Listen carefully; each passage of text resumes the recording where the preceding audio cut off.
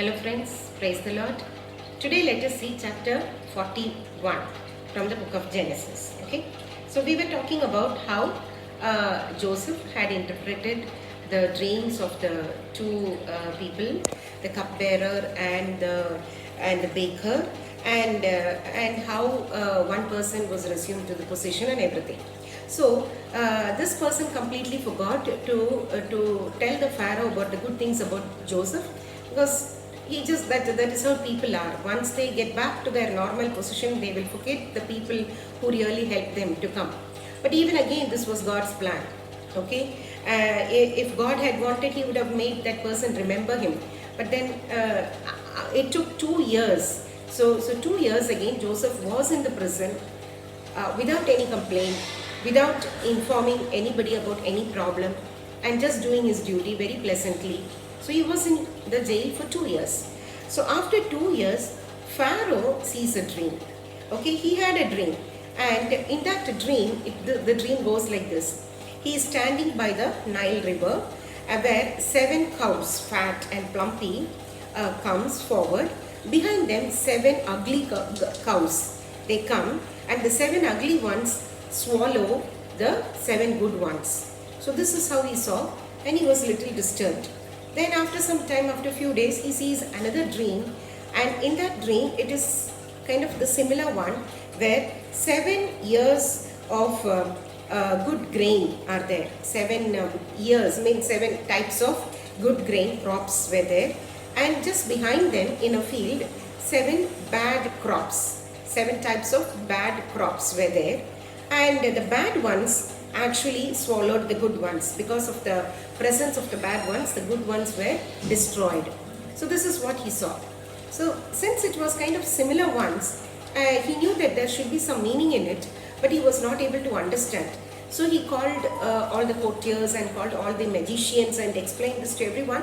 And since he was not able to get a convincing answer from them, he was discussing about it.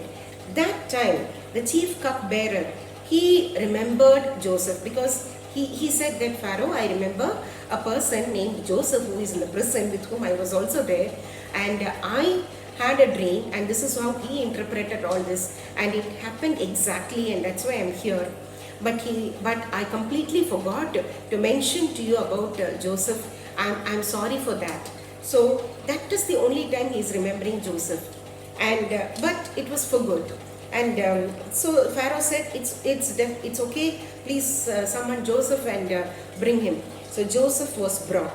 Okay, and the Pharaoh tells the dream once again about all those things. And Joseph again tells the Pharaoh that it is not I, it is God who interprets the dream for me, and therefore I will tell what God tells me. So with that, when he tells all those things, Joseph explains what does the dream means. He says that there will be 7 years of prosperity and abundance in the land of Egypt, and followed by 7 years, okay, period of time, 7 years of famine. And he says that if we are not good enough to store things during the 7 years of prosperity, the famine will be so severe that all whatever we have stored or whatever we have done in the 7 years of prosperity will be destroyed, which means the whole land of Egypt will be destroyed, because the famine is going to be so severe, much severe. So when he says that, the Pharaoh is able to connect it with his dream, and he says that, yeah, I understand, this makes sense. So what to do now? And Joseph says, you have to employ a wise man who will actually take charge of all the things, and then he will plan financial planning will be done very well, so that there will not be any shortage of food grains or anything during the 7 years of famine. So even the suggestion was very much liked by Pharaoh. So finally Pharaoh thinks, who else can be a better person than Joseph himself, because he is not only able to interpret the dream, he is also able to give a solution for it.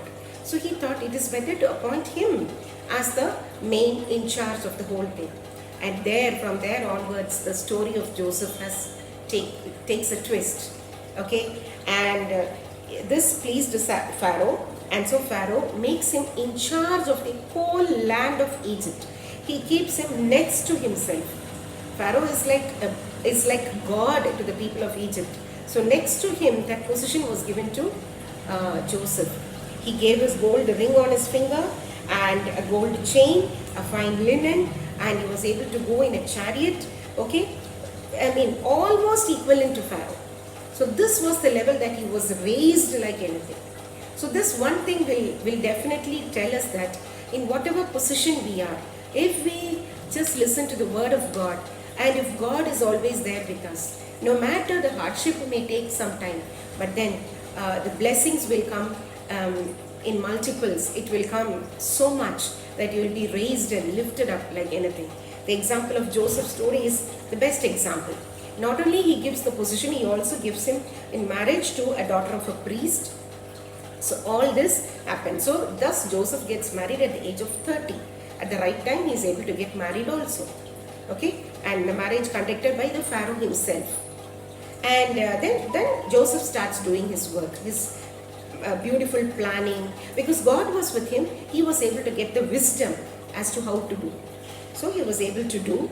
And 7 years, after 7 years only, this famine is coming. So the 7 years of prosperity is the time that he got married, and he also has 2 children at that time. The first son was called Manasseh, and he names his son accordingly. See, Manasseh was named as God has made me forget all the suffering. God has made me forget all the suffering. That is the meaning of Manasseh. See, because he was able to get the best thing, he is able to completely forget all the suffering. So that is one thing. And the second son was named as Ephraim.